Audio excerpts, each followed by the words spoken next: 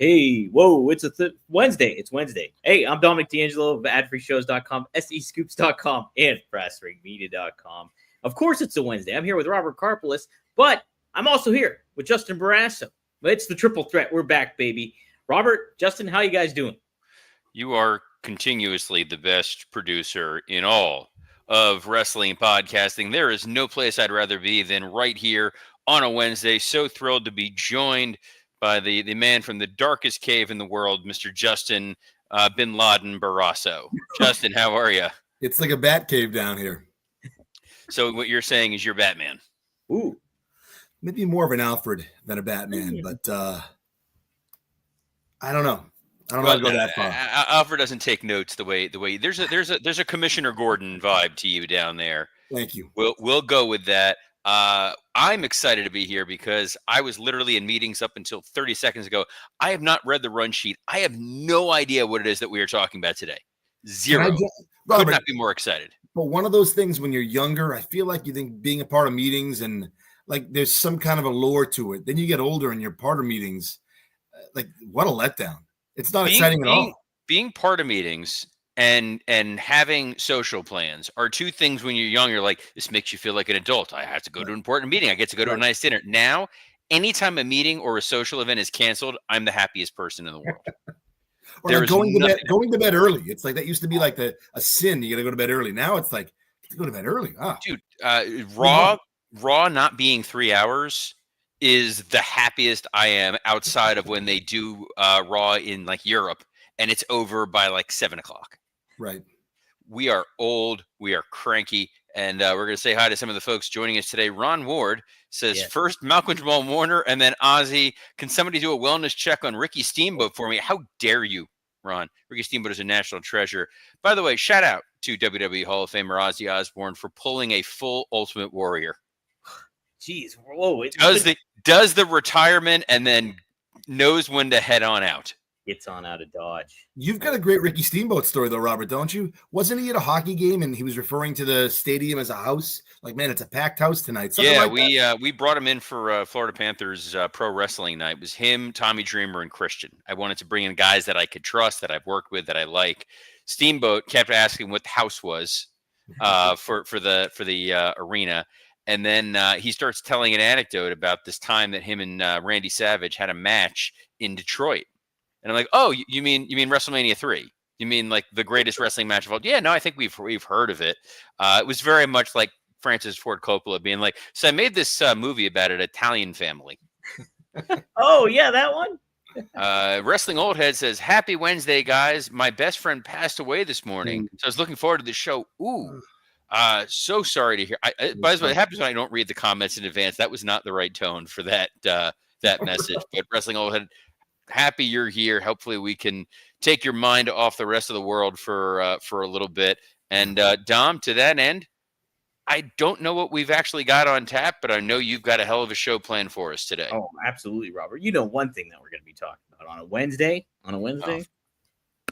But we're going to start get it out of the way. Get it out of the way.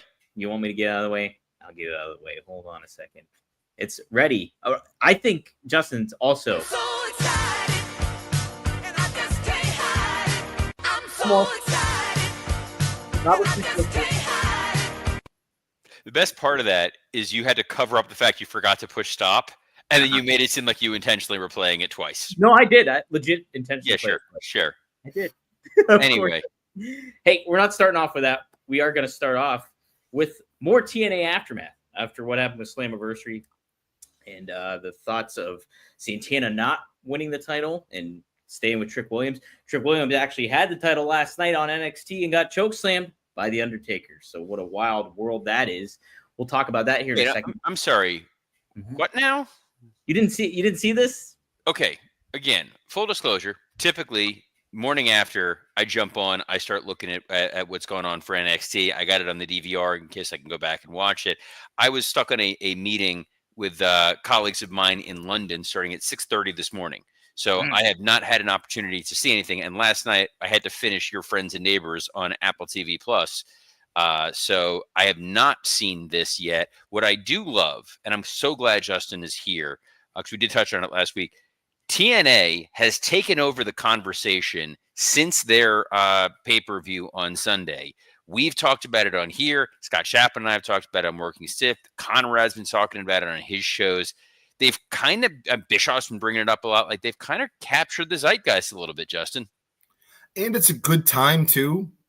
It's right after All In's died down. Forbidden Door is just far enough away. Even SummerSlam, you kind of caught the lull.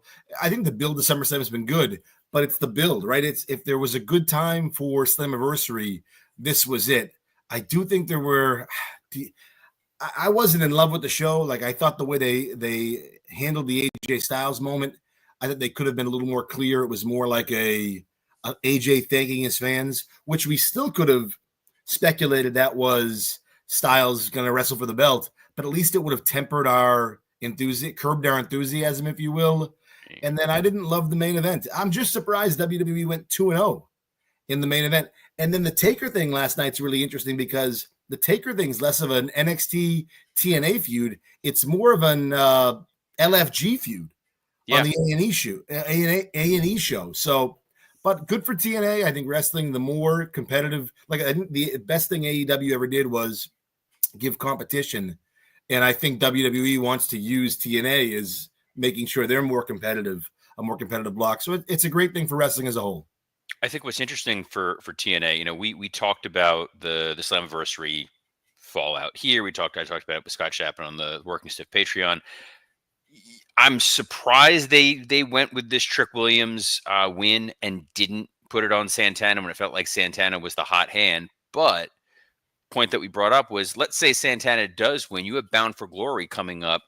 Who you putting in there with Santana that feels like a justifiable main event for that show versus maybe we're getting to a Trick Williams Santana one-on-one match? But like Justin said, we talked about it a little off air. Justin said too, the Bound for Glory is a long time away. It's a ways away before we get to it. And I when think when is it? October. Okay. That's the catch with they waited too long on Hendry. Whether you're a Joe Hendry guy or not, like the moment was last summer. Yes. And they're repeating their mistake. I like the build. And to answer your question, I don't know. I guess my answer is always Eddie Edwards, right? Like, or Cardona, or this guy's there. I don't know how hot it would have been in Lowell at Bound for Glory, but I do think they missed an opportunity at having their signature moment.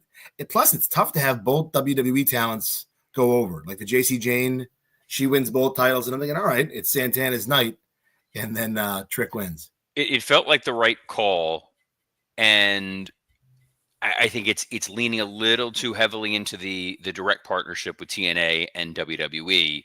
I like that they were sort of hints of it. There were accents of it, similar to what you saw with ECW and the WWF years ago, where it wasn't as overt as it kind of feels now, where TNA is almost a brand extension, but they're not fully of what WWE is doing. Because quite frankly, the most valuable thing that TNA has right now is the tape library. And unless there's going to be a deal where that's going to be handed over to WWE, I don't fully understand exactly what's going on, though. I don't know the exact date, but I know sometime this year, WWE's deal with NBC Universal Peacock is coming up for negotiation, isn't it, Justin? Yes. So there is a world where bundling all the NBC Universal properties with all the WWE stuff and maybe some TNA components, TNA library going to Peacock, TNA getting a weekly show on Peacock, something like that, could probably up the asking price of what WWE is getting. Well, according to AI, so take this for what you will, the deal expires in March of 2026. Okay, but you start those negotiations well in advance. The end of the year, yeah.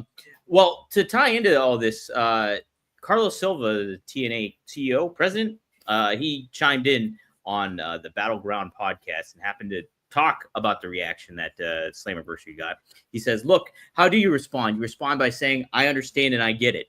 If you saw the look on my face, look, I mean, that's all part of wrestling. I'm glad they're talking about it. That means we matter. It means they care and we care. We're going to keep growing it together. Then he asked fans to trust the process, pointing to positive TNA moments at the event, like Leon Slater winning the X Division Championship. He promised that more great payoffs are coming as the company builds towards its biggest show of the year, Bound for Glory. So one positive is this is an instance where WWE is allowing itself to be the heel. Mhm. Where the fact that Trick Williams still has the title and JC Jane has the women's title, the TNA audience is going to, ideally, I think we're trying to hint at, is you want the audience to be rallying behind TNA to get those belts back, rather than the audience's response to it, which is, you should just go with your homegrown talent. We support them. You're making us sit through a lot of nonsense. It is a push and pull, but it is a position like Vince would probably not have been overly receptive to, with the exception of, if you remember when Vince went down to Memphis and allowed himself to be the heel with Jerry Lawler. Right. Mm-hmm. And that was the early signs of Mr. McMahon character going on down there too. It just feels like they whiffed on a big opportunity. And I'm sure Santana's talented. I'm sure if he is the guy that we think he is, he'll still be hot in October. But, I think to, big kind of wet blanket moments. And one of them was it Roadblock? I'd have to look. It wasn't Roadblock. What pay-per-view was it where Triple H, CM Punk was scorching hot and he got pedigreed and pinned by Triple H? I think it was Roadblock. That's what comes to mind. But the idea being like, I don't know, somebody's hot, you ride them. And I feel like Santana's hot. He did a bunch of good media. He's got a great story. He's kind of everything they want, both WWE and TNA. An underutilized AEW guy. Hey, we're going to make the most of him, which we see with Ethan Page. We see with Ricky Saints and now Mike Santana. So I don't know. I just feel like that was their moment.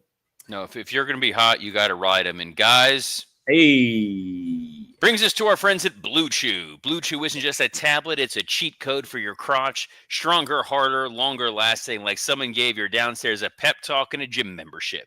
Blue Chew is the original brand offering chewable tablets for better sex.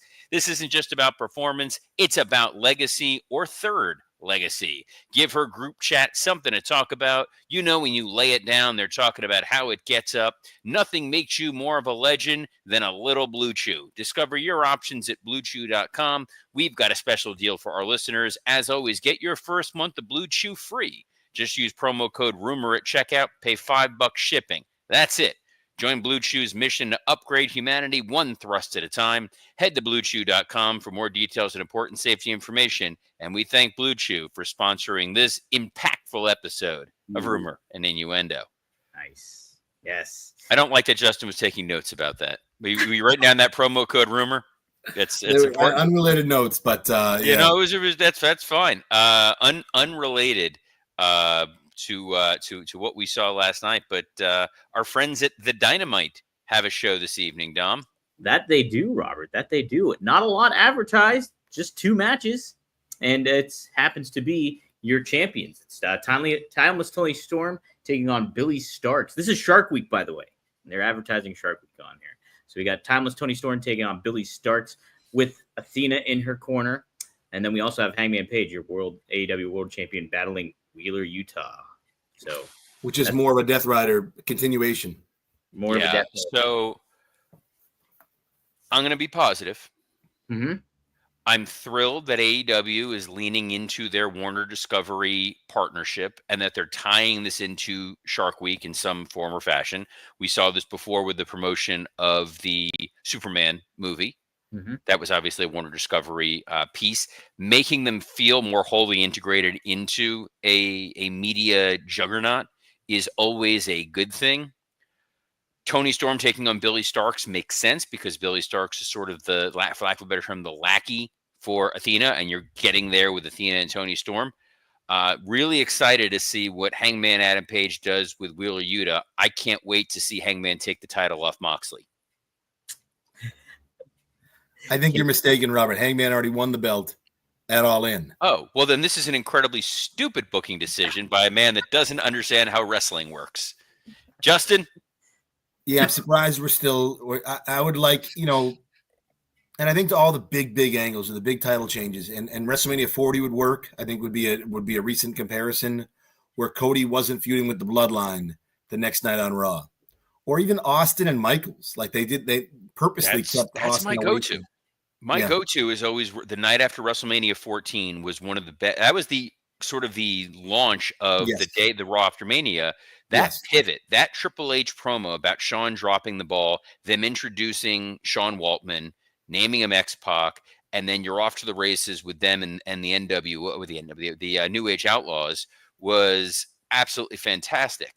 I thought for sure Tony Khan, whom we have said nothing but loving, respectful things for on this show, as a student of the game, as someone who's similar in age to us, grew up in that same time frame, knows All In's my WrestleMania. The night after needs to be about Hangman's our champion, and then it's who's next. They're just kind of treading water. And much like the TNA issue, where Bound for Glory is not until October, the next 2 AEW pay-per-views are sort of lame duck for Hangman Adam Page. You've got Forbidden Door in London, which is AEW versus New Japan, and then All Out in Canada, which is really being headlined by Cope and Christian versus FTR. You call him Cope, huh? I'm trying because I love Edge. I respect it. Edge is one of the greatest people I ever worked with, and Edge retired a couple of years ago. Are you coping with it okay, Robert? Okay. Justin, what are your thoughts on this? We're in an odd time frame in terms of we're a month away. The 24th, I think, is Forbidden Door. Mm-hmm. So it's just long enough, and the builds traditionally to Forbidden Door are somewhat quick. So, and maybe they feel like Tony must feel like there's more meat on the bone with Hangman and the Death Riders. I'll be curious if Moxley gets involved in that match. If he does, do we see Darby? And is that how we shift again to Darby and Mox? The Tony Storm stuff I'm looking forward to. Already shifted the Darby and Mox thing because we saw evidently we haven't entirely, right? I mean, well, we saw Darby return at All In. He taped his threatening message on the top of Mount Everest, which, by the way, he also taped a message on Mount Everest proposing to his girlfriend. Really? Which I thought was pretty cool. He talked about that on the on WTF with Mark Maron. Wow, I didn't know that. So he was just firing off cameos left and right on the top of Mount Everest. You get one? No, we're not on speaking terms anymore. But I'm kidding. I love Darby. He's about as tall as Dom and about as terrifying as Dom. But you could have had the pivot already. Here, it's Hangman versus Yuta. Even if it was Hangman Claudio to get to your next thing, that's at least a more interesting beat. If Yuta gets any offense whatsoever, and I love Wheeler Yuta, that's not a great look for Hangman. Yeah, and I think there's something to be said too. Like, not every match needs to be 10 minutes or 12 minutes or 8. Like, I'd love him to squash him. I think that'd be a great moment for the champ and put the Death Riders behind him. I will say about Dynamite tonight, it's such a big week with Friday's the 25th, and I'm actually kind of looking forward to it, not just because MJF's in it, but I'm looking forward to the Happy Gilmore sequel. And that's a big role, I feel like. I know you got Becky Lynch in there too, and I think Nikki Bella's in it too, right? Yeah, Nikki's in it too. But Max is one of Sandler's sons. Like, that's a fun story. I hope that we see more of Max tonight, and nobody can play it up like Max. So, especially that he has the right to the next big title shot. It's somewhere down the line. I'm expecting big things from Max tonight on Dynamite. Yeah, I would be milking the hell out of this. I would probably, again, just spitballing creative on this one here, because you can't really directly promote the Netflix special, the Netflix movie, simply because they don't really have unless there's the advertising partnership in place.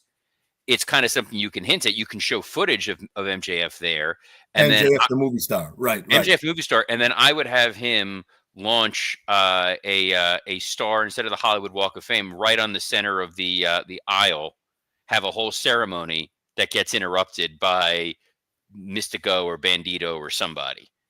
Like, make those guys all stand there. Yes. Where you're going to reveal the star that's going to be permanently affixed to the ramp. And then you get Mark Briscoe come out. They're like, do something where this guy has let it go to his head. Whereas Becky Lynch tangentially mentioned it on Raw that she's missing the premiere so she could be at Monday Night Raw. Right. No, it's a great point. Yeah, you got to elevate and make the most of this opportunity with MJF. You think about what WWE's done in the past when it came to movies and promoting their talent. They didn't do a very good job. It was like Batista showed up, returned, no word about Guardians of the Galaxy for that, and It was like a different world. Yeah, it was a completely different It world. really hurt the box office for Guardians of the Galaxy that Dave didn't mention it. But look, this is a big opportunity for Max, even if he's in the movie just for a few moments. Mm-hmm. You know, he Right. may only have. Look, I think back to the Iron Claw. I was stoked to see Max. I sneezed and missed it, Mm-hmm. and that was what I told him. I said, "You were great playing one of the Von Erich love interests." I do know at least he has a couple lines at the very least. So. I'm sure he's got a couple lines. Also, big week for wrestling celebrity things. Paul Walter Hauser, the Progress Wrestling. I know he's got a title there. He is in the new Fantastic Four movie as Mole Man, and he showed up at the premiere wearing a Progress title. Wow, did not know that. That's pretty neat. So you love for a guy like that. Grew up a comic book fan, grew up a wrestling fan. Sure, it's speaking to a lot of us here. Definitely speaks to me personally. Like, that dude is living his best life as far as all that's concerned. And couldn't be a nicer guy, by the way. I completely agree. I wonder why WWE didn't do more of them, but they probably don't love the fact that Paul is open to multiple forms of wrestling in terms of he'll support AEW. He'll support, it's not just, I think WWE, it seems to prefer when you're just a WWE guy. Well, so Paul is a guy who he takes wrestling seriously and trained and has had matches in a number of different companies, kind of like what you saw with David Arquette. You know, there's sort of this strange world that WWE has with celebrities where they want you to be ringside, they want you to love it, but you can get involved up to a point unless you're a Logan Paul. Right, Dom?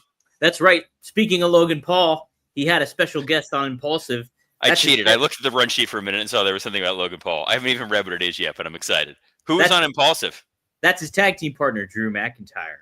And man, Drew McIntyre had some thoughts to share on there. First off, he trashed Travis Scott. There was a moment where he said, in the midst of Paul saying that he's fed up with outsiders, Logan Paul saying that outsiders infiltrating the world of pro wrestling, McIntyre said, do a 6-minute run-in at WrestleMania and screw up our damn main event. Travis Scott, what a piece of shit. So he did say that on there. But what might be even a more interesting quote is what he had to say about the body types in WWE. Drew said, I want to talk about that Travis Scott piece first. Okay, go for it. So what I love is they are clearly trying to continue this bifurcation between the celebrity involvements of a Bad Bunny or a Jelly Roll or a Travis Scott versus Logan Paul, who is holding himself out as an established superstar. Right. So when Drew is speaking ill of outsiders, he's like, well, no, Logan's a member of the roster. It is kind of surprising that they're taking such a strong shot at Travis Scott, and we have not seen Travis Scott in a little while. Justin, what do you think is the current relationship with Mr. Scott and WWE? And is this just kind of, hey, we're just throwing some red meat out there to the base, or you think that they're somehow secretly trying to send a note to this guy like, hey, we're not thrilled with what you're doing? I don't think Travis Scott cares what Drew McIntyre says on Impulsive, or maybe it doesn't even get to him. I know social media, it's easy to pass things along, but it seems like whatever the plans were, because all we heard was how much this guy loved it. And now the only time they kind of drop hints now is he doesn't want to show up. I don't know. I think McIntyre, I watched the interview, and by the way they break up their podcast, I don't watch Impulsive enough. The way they break it up with it's like the old WWE network, and you can exactly find like everything's bookmarked. Man, it's fantastic. I thought McIntyre did a great job of sort of staying in character and sort of being out of character. So the Travis Scott thing, you could easily say, well, he was just in character.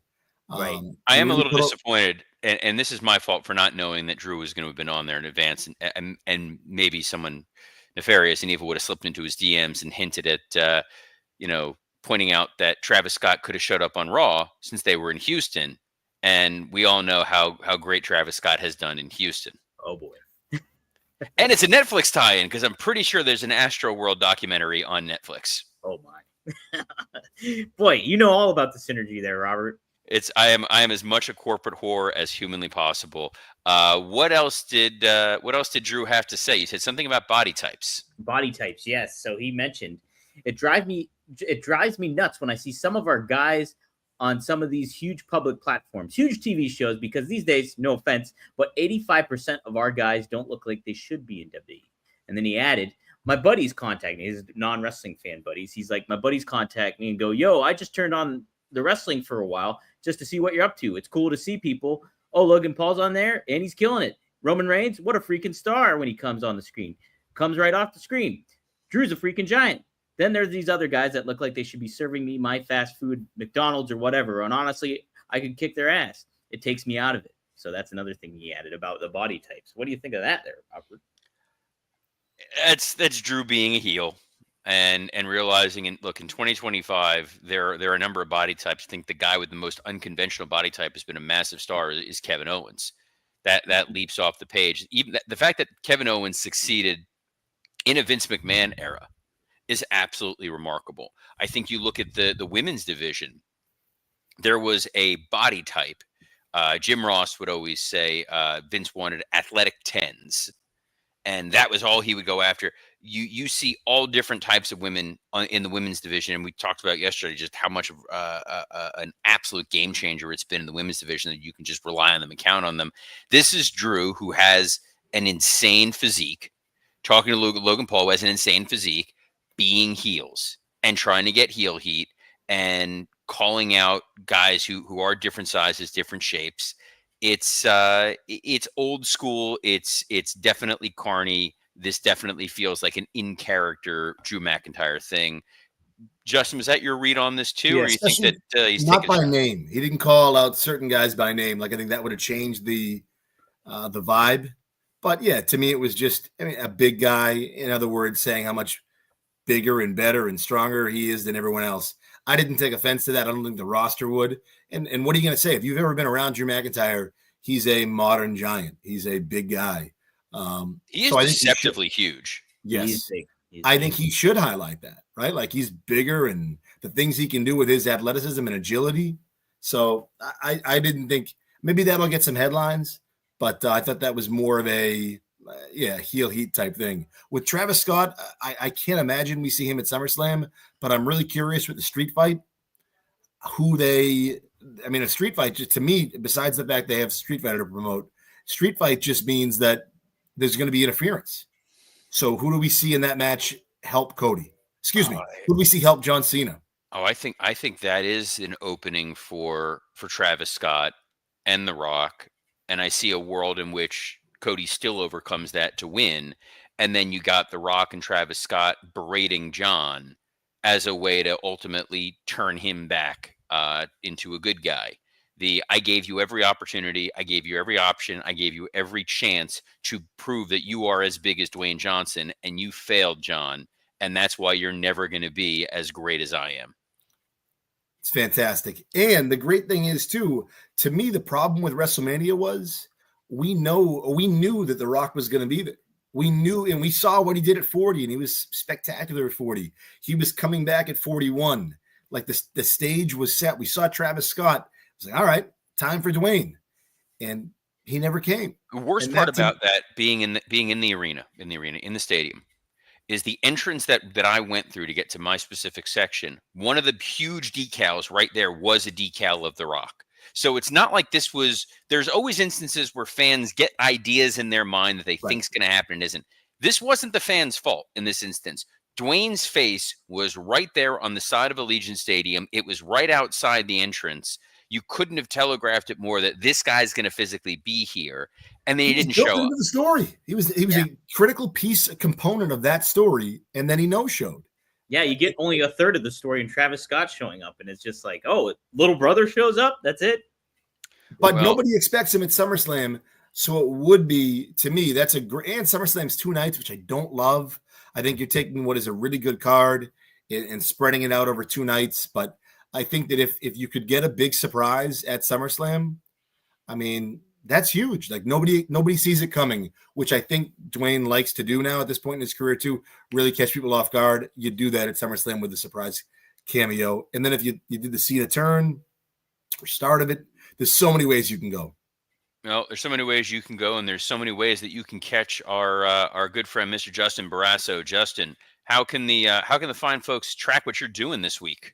Undisputed.substack.com. Also on Twitter at Justin Barrasso. It's the Week in Wrestling. I really take a lot of pride in the weekly Wednesday column, or every Wednesday I post a column. This week it's Peyton Manning talking about Pat McAfee, former teammates with the Colts. Also, Manning is an executive producer with WWE Unreal, which premieres next week on Netflix, which looks really good. I mean, I think it'll be a high topic of discussion because I feel like those shows, when they give the backstage snippets, never deliver. Maybe this one will. So that's part of today's Week in Wrestling column for Undisputed. I want to see Robert in it. I bet Robert's going to make a cameo. No, I'll have some thoughts on that one next week. That'll be a reason for you all to tune in, for sure. Robert, think of how much. I'm sorry to think of how much we rely on you for your backstage memories. Your writing, all the memories back. The writing table, all the Vince, like if you can, and to think of all the podcasts that are lucrative, that make money, and WWE isn't really a part of it. Like this is their chance to control the market again if this works out. Like to me, it has the potential to be a major moment.